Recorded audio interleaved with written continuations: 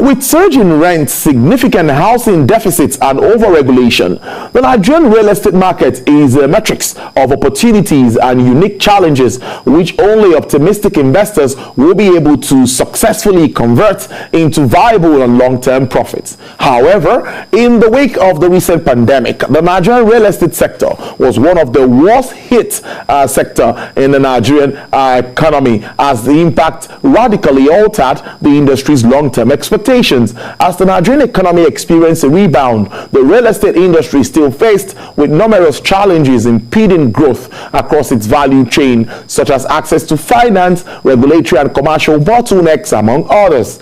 Despite a range of pressing challenges, Nigeria's real estate sector is set to continue expanding in the future, albeit at a slower pace than over the past decade, as the market provides attractive returns on investments that cannot be ignored by investors seeking to purchase properties in the nation, where an investment in real estate can bring returns of 30 to 35%. Joining me now live in the studio to chat and evaluate the prospects and challenges in Nigeria's real estate sector is the head of marketing and communications at Veritasi Homes and Property Limited, Mr. Tobi Yusuff. Mr. Yusuff, thank you very much for your time. Thank you very much. It's good to have you in the studio. Let's look at my intro. A lot was said in my intro about the challenges and all of that. But what business opportunities have you found in Nigeria's housing deficit? We hear millions of housing deficit. The figures, I don't know which you are going with, but what opportunities have you seen in this? There are a number of opportunities. To start with the figures, there are about 17 million homes in deficit in Nigeria today, and it would continue to increase because little or nothing is actively done to upstage that number. Relating to opportunities, there are two ways we can look at it. We can look at it from the supply side, which we currently operate, and then the demand side. So what we do currently is to put in housing delivery components together, relating from land to infrastructure, construction, and even adhering to regulation, building regulation standards to put up a property, a house, a home unit together.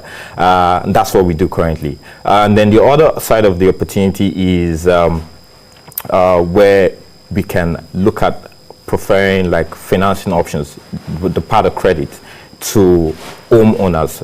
Aspiring homeowners are looking to own their own first home, which is usually the biggest investment for a particular household, really. So those are opportunities that we see outside of things like job employment creation for people. There are a number of unemployed youth. So in all of the things that we do, the metrics that we do, they would create job opportunities. Also looking at remittances from diaspora, right? A lot of money coming from the US, UK, Nigerians in diaspora, really about 1.2 million Nigerians in diaspora, and a lot of money comes in from these countries into the economy. And that creates quite a huge amount for its contribution to GDP. So these are opportunities that we have seen and we're looking to harness fully. Right now in the near future. And I'm sure you're taking advantage of that. How well are you doing that? Before I ask you how this has actually contributed to the growth of the entire economy, how well are you taking advantage of this space? Yeah, to start with, we, as a company, we recently moved into housing development. That's what we set up business to do. And we started with our Kambawa project. Kambawa is like our housing development project that we've been working on since 2019, and we've used that as an opportunity to get people, particularly aspiring first-time owners, to come into the space and then leverage on the product that we have, because we designed the project such that workers can be able to access the NHF. This is something that developers will usually run away from because it's tasking, it's time consuming. It's a lot of worry. But we decided to say, come on, we'll try and make the process hassle-free with collaboration with different stakeholders like the mortgage bank to make it accessible to people that are eligible to this. So it's one of the things that we're doing to make it a success, not just constructing, but also fulfilling the demand side of the curve. It's good news when we hear that trying to key into NHF and all of that, we now have been mortgage in Nigeria. That would be very good, because that's what happens outside the world. Very and correct. People own buildings, but here we all just want to work, build houses, and finish all the money even before you retire, and there's nothing. But apart from the provision of jobs, I was asking you that what about how this contributes to the growth of the economy, because it is key. You're very correct. So two sectors that are very, very important in this space right now, which is real estate and construction. They contribute, so some amount to GDP. Real estate currently contributes about 5.68 to the national GDP, and construction about 4.68 thereabout to GDP. These all of these components, have their individual teams. Take for example, job creation in our project.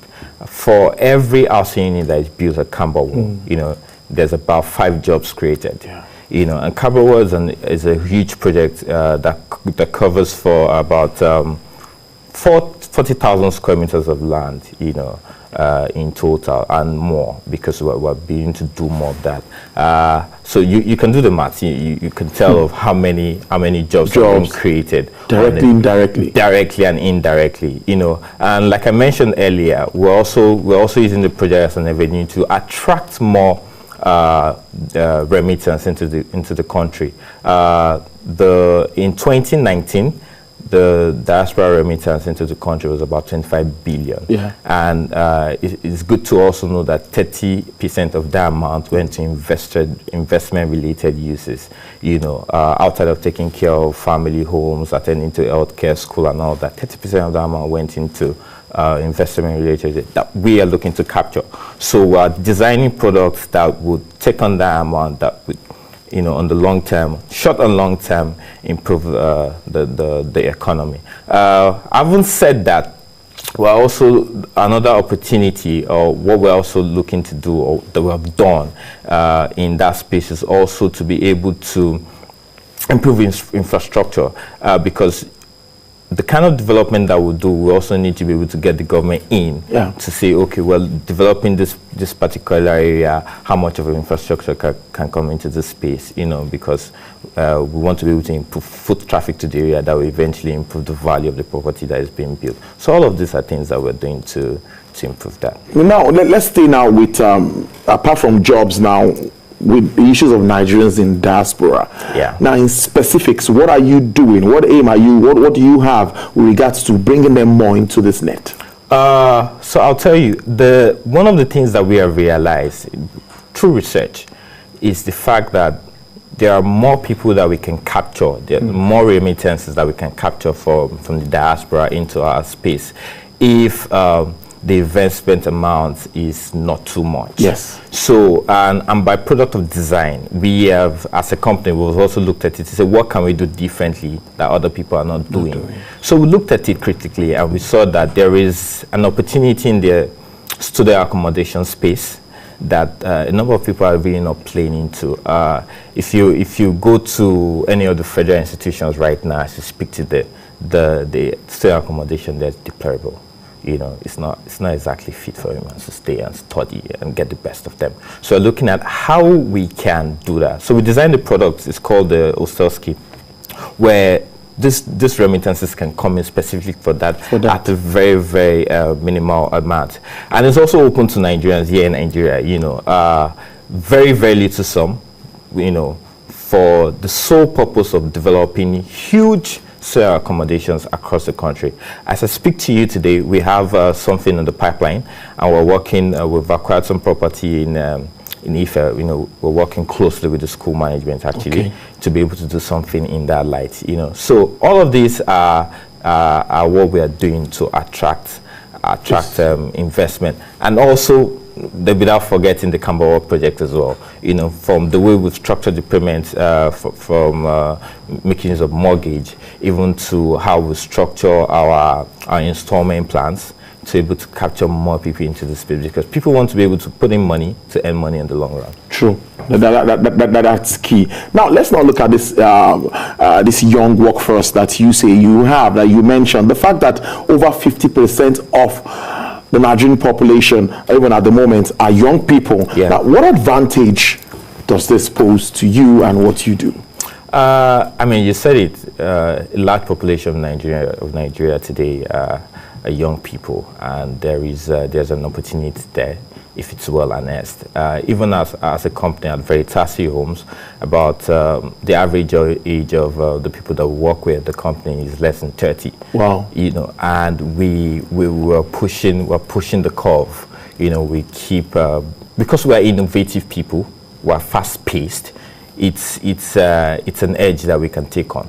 You know, so we bring all of that to the table to see how well we can put in to do business, you know, to cater to our clients, investors, you know, cater to some of the problems or challenges that we face as a business, and then as a country at large. I mean, particularly where we play, which is housing, yeah, and to deliver on top-notch products that will attract the right investment. Yeah. Yes, challenges. It sounds very interesting, the way you're telling us about the projects and all of that. Now, can we just highlight some of the challenges, or what more support do you want, maybe from states or federal government, to help improve what you do? To be honest, this won't be the first time to say this. I mean, a number of stakeholders have put in the word to say, oh, there are a number of things that stakeholders, particularly the government, can do to improve the scope of business. And also to improve the deficit that we currently face. Take, for example, what you to mention is the Land Use Act. You know, the Land Use Act of 1978. I think now it's about time that we should look into that. View that. Yeah, and the issue of documentation, title registry, and all of that. There's a lot of bottleneck in that regard. I hear that there's some improvement in that space, and then they are trying to leverage on technology to do that. Yeah. You know, I feel that a lot more people should embrace that, not just in creating it, but also in adoption of that of such. You know, these are some of the things that I feel once it's properly done, and also policy formulation. You know, so once a policy is formulated, there's also the political will to take on it. You know, it's one thing for something to be in paper; it's another for it to be properly executed in real time. So if these things are done, really, I feel like I know that it would affect business for us positively, and also reduce the number of housing deficit that we currently face. Before I let you go, finance is key. Let's be realistic, because very key. Building is capital intensive. Yes. Tell us about that. How has it also been in regards to finance? So you hardly talk about real estate without money. Honestly. You know, and finance is something that is underutilized. You know, that area is underutilized. We've not gotten to an advanced stage of finance in the side of the world. It's strange that people want to purchase a property and they have to buy that outright. You know, it's really strange. I mean, in developed economies, you probably would have to put it down 10 to 20% of the property amount, and then they can arrange a mortgage for you that you can pay over a period of time. Yes, the NHF is currently doing that, but how accessible it is, I know that with time we'll get it right. You know, so we just need to do more work in ensuring that we get that part of it right. Then there's also the part, the NHF is government run anyway. Yeah, it is. So there's also the part for doing mortgage, you know, to make the rates more.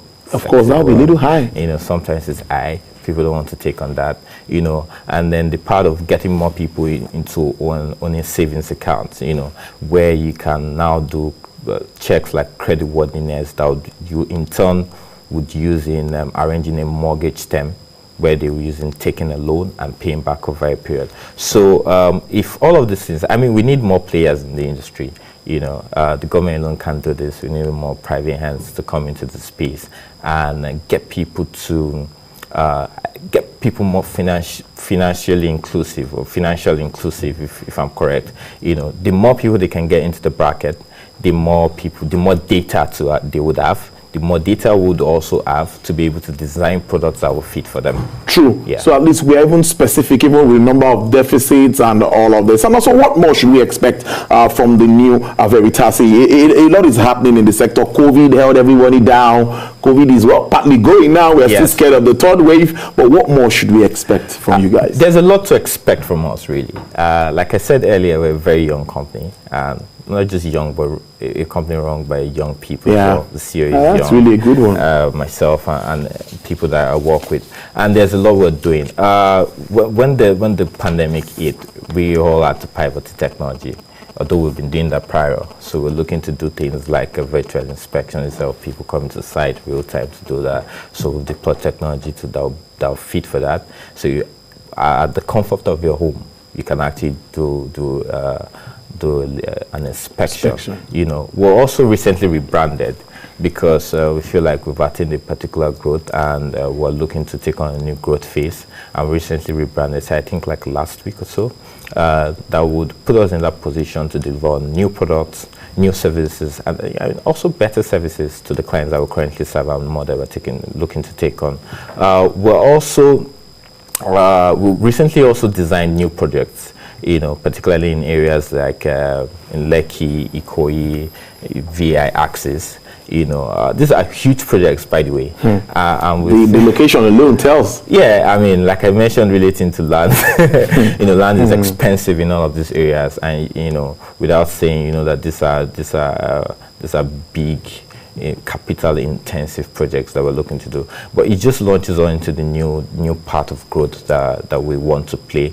Not also forgetting that because we're doing all of these things, we're not forgetting why we set up shop, why we started business, which is also to attend to affordable housing in Nigeria. And so we set up a sister company that would do all of that, Highstone Development, and that would attend to the mass market, really, you know, from land sales to development. You know, we cater to the lower end of the market as we, Veritasi Homes, go top to upscale projects, you know, in all of those things I would do. So yeah, there's a lot to expect from us, and I'm pretty sure that as the news breaks, TVC should be there to cover it. All right, of course, keep us up to speed, and we'll be there to partner with you to do more of this. It's really nice talking to you this Thursday afternoon. Mr. Tobi Yusuff is the head of marketing and communications, Veritasi Homes and Properties Limited.